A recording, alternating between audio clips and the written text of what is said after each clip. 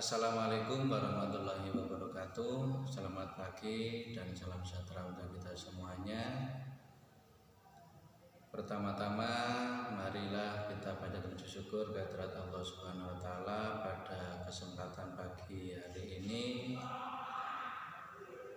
Peserta didik akan melaksanakan kegiatan MPLS yang berkaitan dengan materi K13 atau kurikulum 2013 yang mana mencakup antara lain yaitu materi struktur kurikulum, materi peminatan, lintas minat, kenaikan kelas yang mana di dalamnya nanti ada pembelajaran HOT dan ada namanya pembelajaran yang berkaitan dengan karakter abad 21.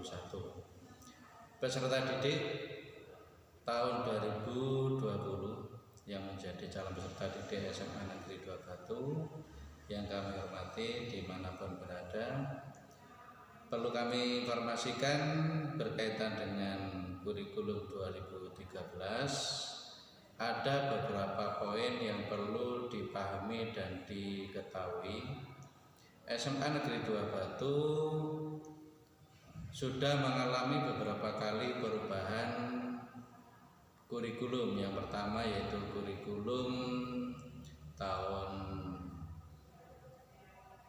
suplemen 99, kemudian berubah menjadi KBK tahun 2004, kemudian KTSP 2006, kemudian yang terakhir adalah kurikulum 2013.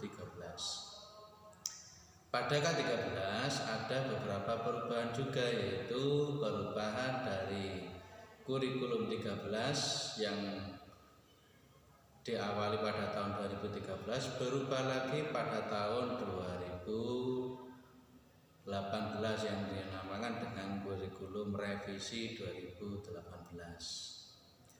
Adapun kurikulum, makna kurikulum adalah sesuai dengan peraturan perundang-undangan nomor 20 tahun 2003 bahwa kurikulum itu adalah seperangkat rencana dan pengaturan mengenai tujuan, isi, dan bahan pelajaran serta cara yang digunakan sebagai pedoman penyelenggaraan kegiatan pembelajaran untuk mencapai tujuan pendidikan tertentu. Nah, pengembangan kurikulum 2013 yang berbeda sekali dengan kurikulum yang lama yaitu tahun 2006, yang mana 2013 ini mencakup 3 kompetensi. Yang pertama kompetensi sikap, kompetensi pengetahuan, dan kompetensi keterampilan. Dalam kurikulum ada tantangan-tantangan yang perlu dihadapi. Yang pertama adalah tantangan internal dan tantangan eksternal. Tantangan internal antara lain adanya tuntutan pendidikan yang mengacu kepada 8 standar nasional pendidikan, yaitu standar pengelolaan, standar biaya, standar sarana prasarana, standar pendidik dan tenaga kependidikan, standar isi, standar proses, standar penilaian, dan standar kompetensi lulusan. Tantangannya adalah antara lain yaitu faktor perkembangan penduduk Indonesia yang dilihat dari pertumbuhan penduduk usia produktif. Nah, yang kedua yaitu tantangan eksternal. Tantangan eksternal antara lain yaitu tantangan masa depan. Antara lain apa? 1. Globalisasi, yang mana tergabung dalam dunia yaitu ada WTO, ASEAN Community, APEC, dan AFTA.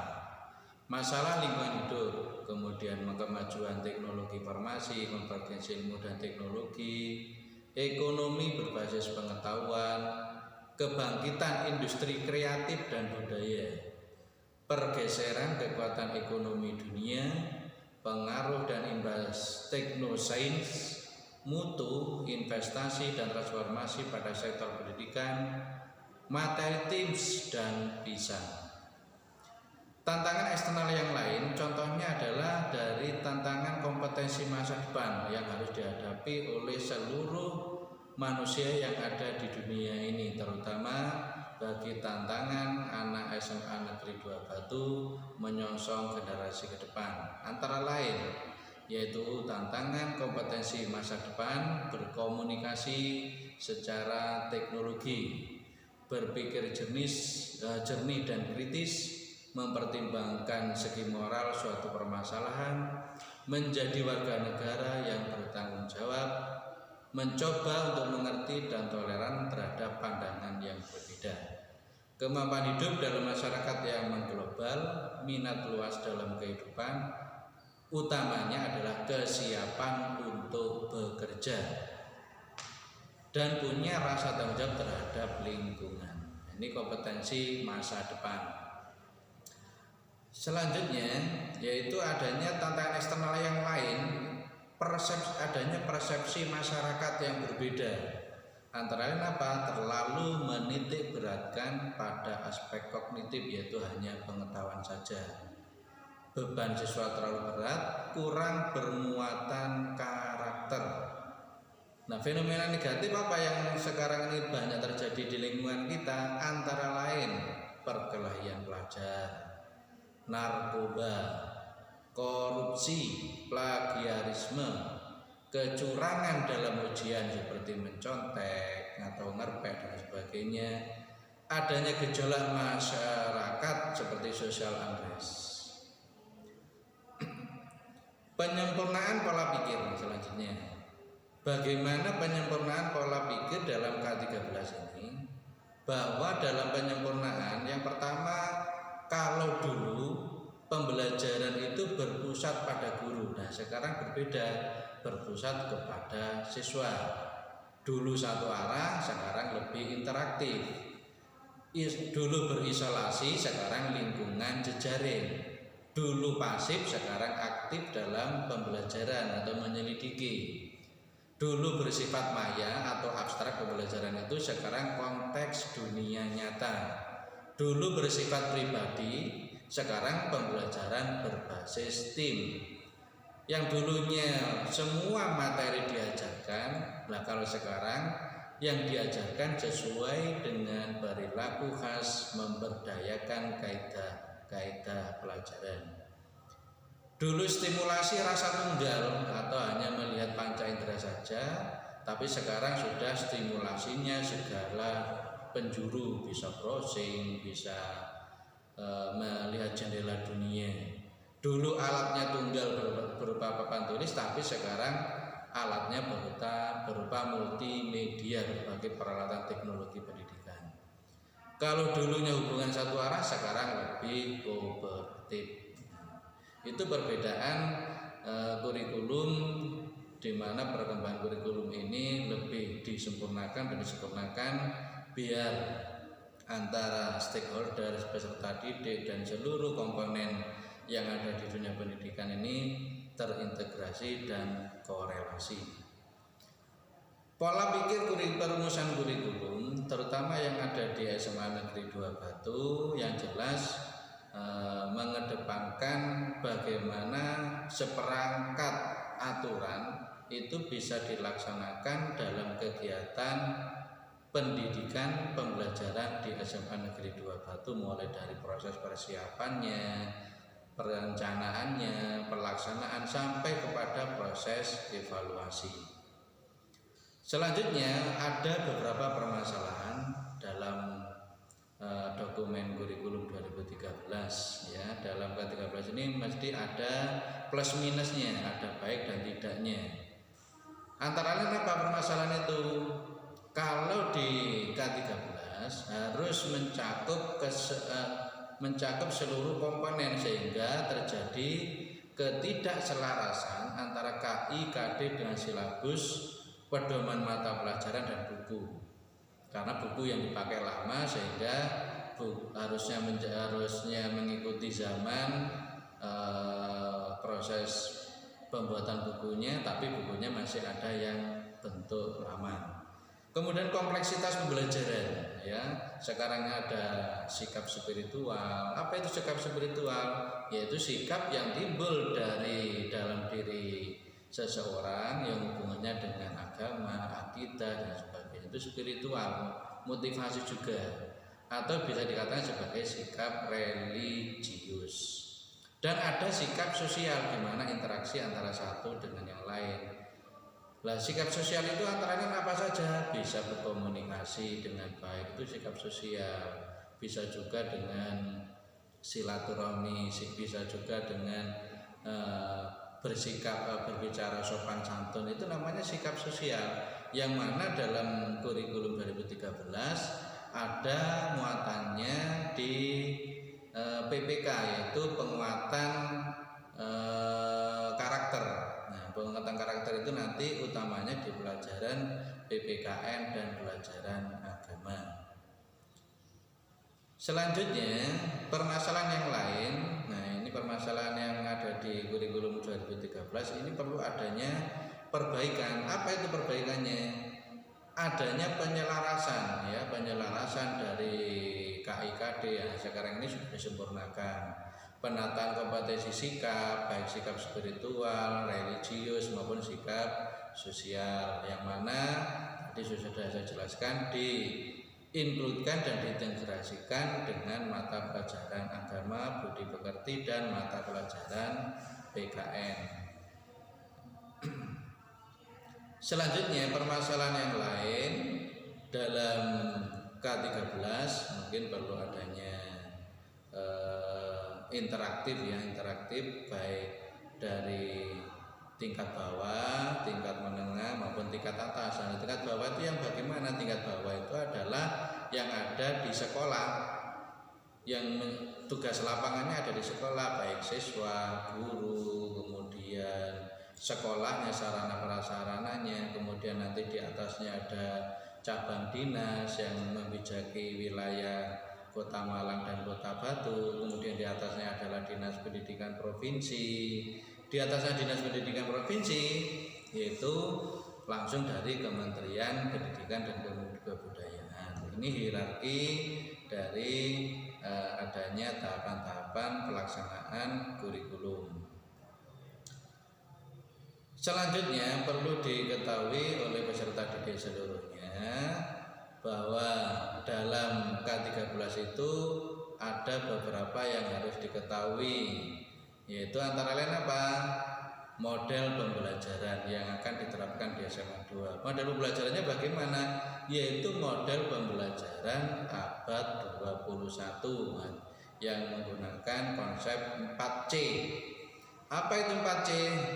1. Creativity, ya, kreativitas.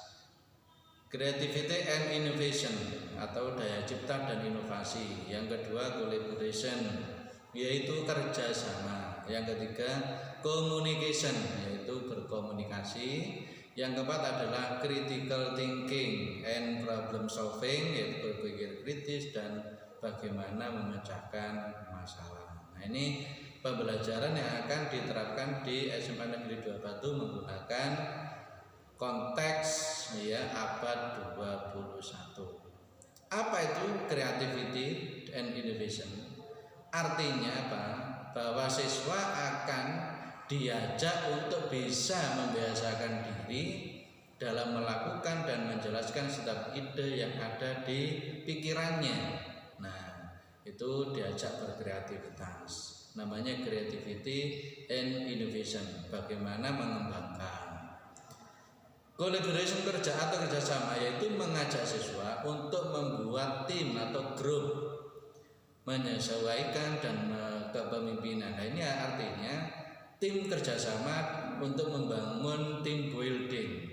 Jadi segala sesuatu bisa diselesaikan secara bersama-sama. Communication atau komunikasi meminta siswa yaitu bisa mengatur, menguasai, memanajemen hubungan komunikasi yang baik secara lisan maupun secara tulisan, terutama kalau diupload ke multimedia.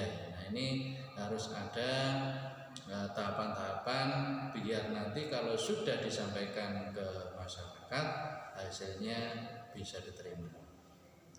Kemudian critical thinking. Nah, apa itu critical thinking and problem solving? Critical thinking yaitu siswa akan memakai elemen untuk memecahkan masalah yang ada dan mampu menjelaskan, menganalisis dan menciptakan solusinya.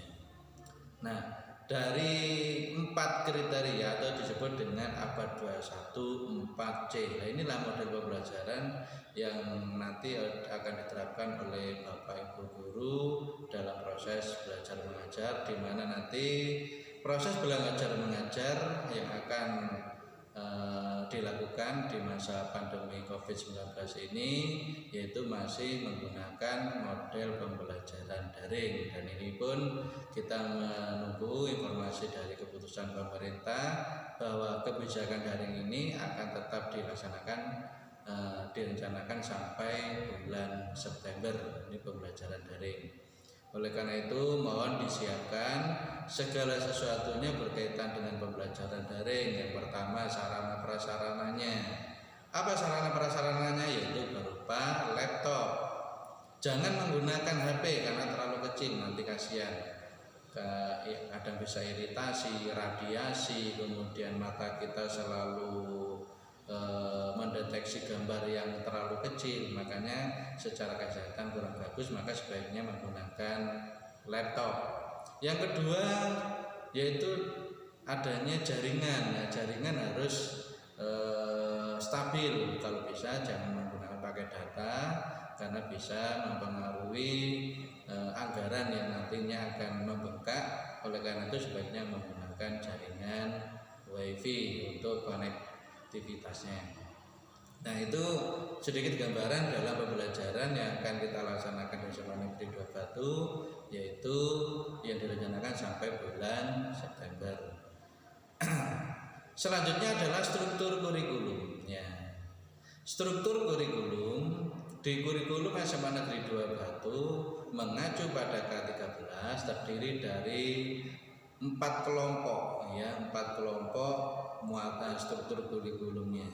Kelompok A yaitu mata pelajaran wajib, A namanya. Kelompok B atau kelompok B ini mata pelajaran wajib B. Kelompok C yaitu mata pelajaran peminatan, dan kelompok D mata pelajaran tambahan berupa lintas minat. Lah, kelompok umum A itu antara lain apa pelajarannya? Mulai dari pendidikan agama, matematika, bahasa Indonesia, bahasa Inggris, sejarah Indonesia, dan mata pelajaran PPKN atau Pendidikan Pancasila dan Kewarganegaraan. Ada 6 mata pelajaran wajib A atau pengetahuan umum A. Sedangkan yang kelompok B antara lain yaitu kelompok pengembangan diri, antara lain seni budaya, penjas, kemudian prakarya atau KWU, dan yang keempat adalah mulok yang diharapkan peserta didik bisa belajar sesuai dengan sukunya, ya.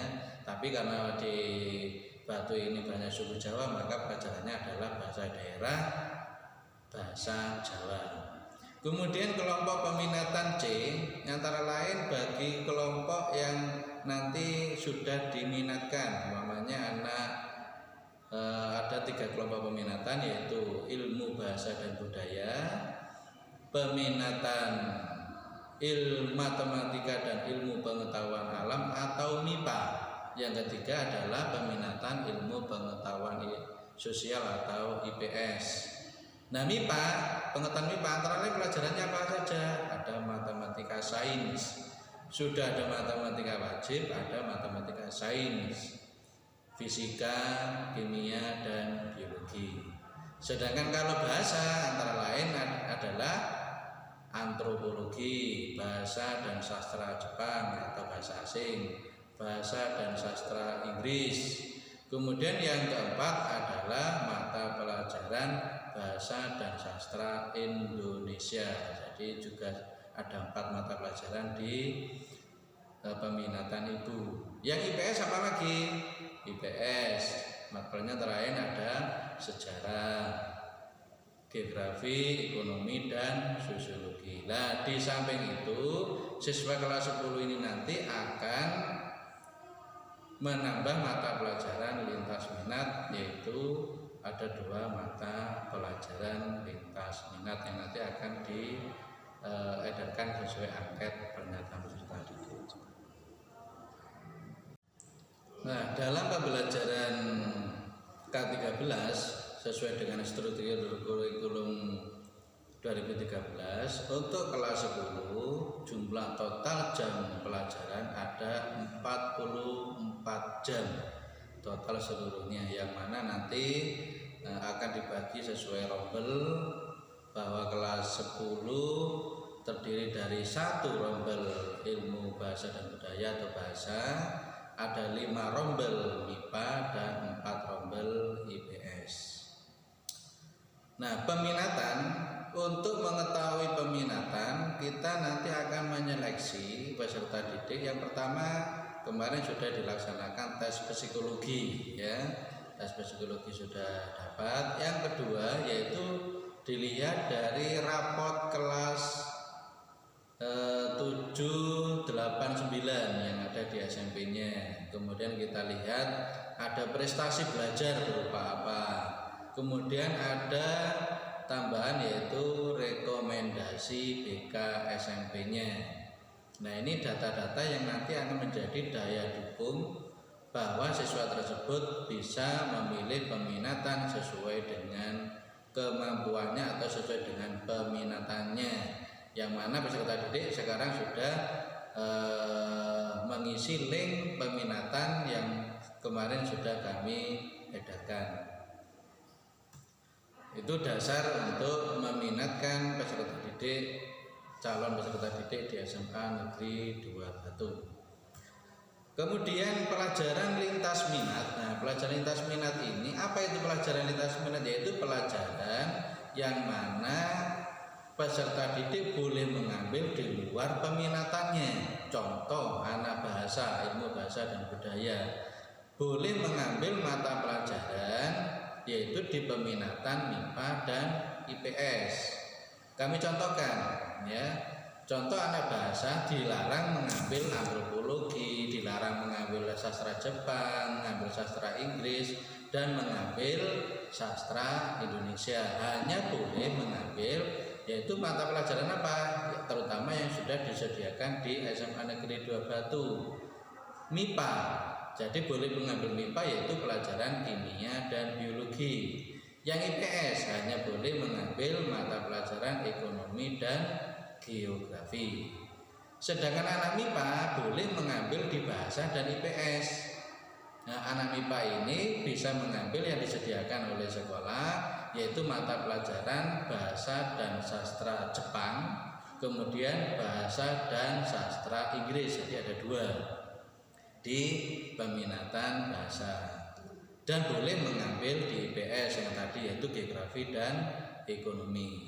Sedangkan peminatan IPS boleh mengambil di peminatan bahasa dan peminatan MIPA. Jadi yang diambil di bahasa adalah sastra Jepang dan sastra Inggris, sedangkan yang di MIPA diambil adalah kimia dan biologi. Nah, ini berkaitan dengan mata pelajaran lintas minat. Nah, dalam pembelajaran nanti ada proses penilaian. Apa itu proses penilaiannya? Ada proses penilaian menggunakan penilaian HOTS.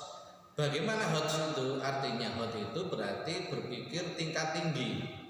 Tidak hanya menyebutkan, mendeskripsikan, mengidentifikasi, mengelompokkan, mengklasifikasi, tapi sudah mengarah kepada penilaian bagaimana menganalisisnya, kemudian bagaimana menciptanya, bagaimana cara menalarnya. Nah, ini penilaian HOTS ya. Jadi dalam kurikulum K13 untuk tingkat SMA penilaiannya sudah penilaian tingkat tinggi. Kalau nanti ada yang masih pertanyaan menyebutkan, itu berarti tingkatnya masih tingkat low, namanya LOTS ya, LOTS. Tapi juga ada yang lot, tapi dalam tagihannya hot ya ada. Seperti apa? Seperti apa contohnya? Umpamanya suruh menyebutkan tapi jumlahnya tidak sedikit. Nah, menyebutkannya umpamanya bagaimana sekarang ini disebutkan sebaran COVID di dunia. Nah, ini tingkat tinggi sudah. Karena berdasarkan kenyataan, zona merah gimana, zona hijau gimana, zona kuning gimana dan sebagainya. Itu salah satu contoh soal lot tapi sudah hot. Nah, begitu itu salah satu contoh penilaian yang nanti akan diterapkan. Kemudian berikutnya yaitu berkaitan dengan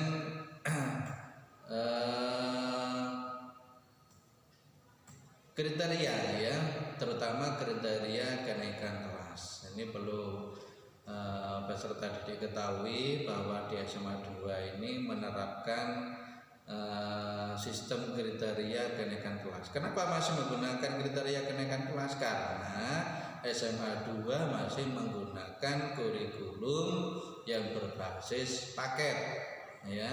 Ada juga sekolah yang sudah berbasis SKS. Karena SMA 2 masih berupa sistem paket, maka masih ada kriteria kenaikan kelas. Apa saja kriteria kenaikan kelas itu?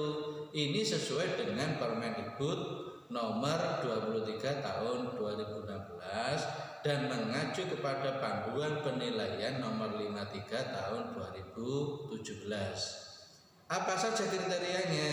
Nah, kriteria dari kenaikan kelas antara lain, yang pertama, peserta didik dinyatakan naik kelas apabila memenuhi persyaratan sebagai berikut, yaitu menyelesaikan seluruh program dalam 2 semester, yaitu semester ganjil dan semester genap. Yang kedua yaitu deskripsi sikap. Tidak boleh ada yang namanya nilai sikap itu C ya, karena kalau dianggap C berarti sikapnya kurang bagus ya. Karena masih C, maka ini masuk kategori peserta didik tidak naik kelas. Lalu harus bagaimana? Makanya sikapnya harus minimal B atau minimal baik. Yang ketiga yaitu deskripsi kegiatan ekstrakurikuler. Apa yang diwajibkan? Kegiatan ekstrakurikuler yang diwajibkan adalah ekstrakurikuler kepramukaan, itu minimal nilainya harus baik ya. Yang selanjutnya kriteria yang keempat yaitu tidak ada mata pelajaran melebihi 2 mata pelajaran yang tidak tuntas. Hanya diperbolehkan 2 mata pelajaran yang boleh tuntas, baik kompetensi pengetahuan maupun kompetensi keterampilan. Lah, dinyatakan tuntas itu berapa? Ya, dinyatakan tuntas itu kalau sudah nilainya mencapai KKM, yaitu 75 ke atas. Nah, kurang dari 75, 74, 73 dan ke bawah itu dinyatakan tidak tuntas. Kemudian kriteria berikutnya yaitu dilihat dari persentase kehadiran siswa yang mencapai 90%. Lalu boleh berapa persen tidak hadir? Boleh, yaitu hanya 10%. Kalau dihitung berapa? Kalau dihitung dalam dekade 1 tahun, kalau 10% maksimal antara lain adalah 13 ketidakhadiran. Lalu bagaimana bagi siswa yang tidak naik kelas? Bagi siswa yang tidak naik kelas maka diberi kesempatan 1 kali mengulang. Ya, 1 kali mengulang di kelas yang sama, di sekolah yang sama. Lalu bagaimana kalau tidak naik lagi? Kalau sudah tidak naik lagi maka dikembalikan ke orang tua. Berarti sekolah dalam pembinaan kurang berhasil. Nah, selanjutnya adalah kami informasikan berkaitan dengan K13 perlu adanya daya dukung. Apa daya dukungnya dalam pembelajaran? Yaitu literasi. Nah, ini daya dukung K13. Kalau tadi struktur kurikulumnya sudah ada, kemudian pembelajarannya sudah abad 21, kemudian penilaiannya pembelajaran sudah hot. Nah, makanya perlu ada daya dukung. Apa daya dukungnya itu? Bagaimana rajin membaca, ya. Nah, literasi itu tidak hanya membaca dari sisi buku saja. Literasi itu macam-macam, ada literasi dasar, ada literasi perpustakaan, ada literasi media, ada literasi teknologi, ada literasi visual. Nah, inilah gambaran berkaitan dengan kurikulum 2013. Harapan kami peserta didik bisa memahami seluruhnya. Kalau nanti dalam paparan saya kurang paham dan kurang jelas, bisa melalui chat atau nanti disampaikan melalui chat itu isinya apa saja, pertanyaan bagaimana, sehingga bisa dipahami dan bisa diterapkan. Utamanya yang kami nanti tekankan itu hubungannya dengan pemilihan peminatan, di mana peminatan ini harus betul-betul dari dalam diri sendiri, pertimbangan orang tua, jangan paksaan, ya, jangan paksaan. Semuanya kalau saya nggak masuk MIPA saya nggak mau sekolah, bukan begitu. Harus ada pertimbangan antara lain kompetensi kemampuan diri, kemudian kemampuan berpikir ingin kemana, pingin kuliah kemana PTN-nya, atau pingin ke kedinasan, atau pingin ke militer, atau pingin ke instansi BUMN dan yang lain. Mulai sekarang tolong dipersiapkan betul-betul pingin mengarah kemana peminatannya. Kalau pingin ke bahasa berarti nanti ingin menjadi ahli bahasa dan sebagainya. Kalau teknis dan sebagainya itu bisa ke MIPA. Kalau nanti ke hubungan internasional, kemudian ingin menjadi sosial kemasyarakatan dan sebagainya, bisa masuk ke mata kepeminatan IPS. Nah, harapan kami angket yang sudah terisi didukung dengan rekomendasi BK, pertimbangan orang tua, kemudian daya dukung dari nilai rapot dan tes IQ yang sudah dilaksanakan kemarin, bisa menjadi data pendukung peserta didik bisa memilih peminatan masing-masing, yaitu peminatan bahasa, peminatan MIPA, dan peminatan IPS. Demikian yang dapat saya sampaikan, dan selamat belajar, nantinya akan mendapatkan informasi yang terbaik, dan selamat bergabung di SMA Negeri 2 Batu. Karena seleksi mahasiswa SMA Negeri 2 Batu juga ketat, maka jangan sampai di perjalanan sampai putus atau drop out. Maka niatkan sejak dini mulai sekarang untuk belajar di SMA Negeri 2 Batu, jaga kesehatan, lindungi orang tua, lindungi keluarga, terutama dari COVID-19. Demikian yang dapat saya sampaikan, kurang lebihnya mohon maaf dan terima kasih. Billahi taufiq wal hidayah. Wassalamualaikum warahmatullahi wabarakatuh.